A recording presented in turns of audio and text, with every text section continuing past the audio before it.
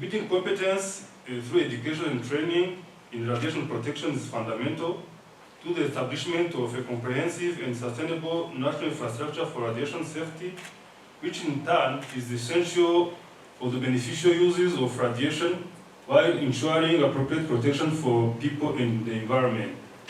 As I said, I salute the continued support by the agency to build such capacity to achieve level of competence required for radiation protection officers and qualified experts.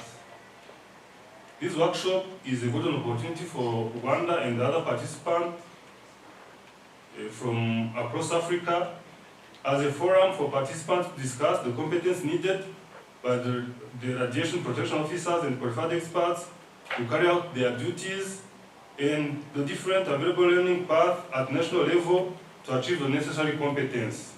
Rwanda still continues to recognize and fully support the IAEA central role to promote the safe and peaceful application of nuclear science and technology for sustainable development. I hope you will find it a useful week.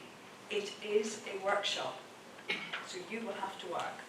We are not going to do all of the work.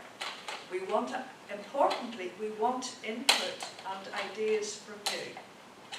The IAEA is working on developing some guidance on the qualified expert and the radiation protection officer.